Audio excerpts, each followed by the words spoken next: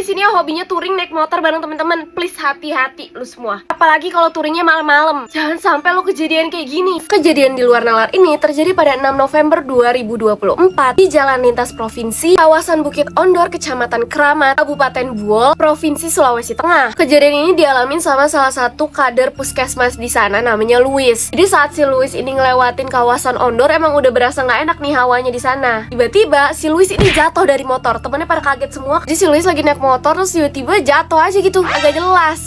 Pas teman-temannya nyamperin Luis, nanya kan lu ngapa dah. Nah si Luis ini bilang katanya dia tuh nabrak anak kecil pas lagi nyebrang. Teman-temannya makin bingung karena nggak ada anak kecil di jalanan saat itu. Karena teman-temannya ini khawatir dan merasa nggak enak juga sama Luis. Akhirnya Luis disuruh untuk udah lu dibonceng aja. Akhirnya Luis dibonceng kan sama temennya. Nggak selang berapa lama jalan lagi, ini tiba-tiba Luis jatuh lagi.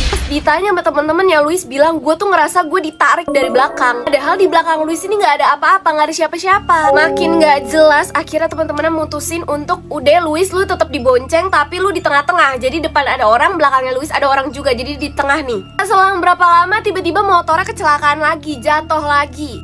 Jatuh bangun. Nah akhirnya berdiri si Luis. Tiba-tiba dia itu tertarik dengan sendirinya. Dan saat itulah peristiwa yang menyeramkan terjadi. Luis tiba-tiba lepas kendali. Dia berlari dengan cepat, tiba-tiba dia melayang. Luis terbang cuy. Lanjut, jadi Luis ini melayang guys di udara. Teman-temannya Luis ya akhirnya berusaha sekuat tenaga untuk narik Luis biar turun lagi. Aksi tarik menarik itu cukup lama. Pokoknya di situ teman-temannya Luis nggak berhenti untuk baca-bacain doa biar Luis nih sadar kembali. Akhirnya nggak selang berapa lama Luis bisa diraih sama teman-temannya dan bisa diselamatkan. Gimana reaksi kalian kalau tiba-tiba teman kalian kayak gitu?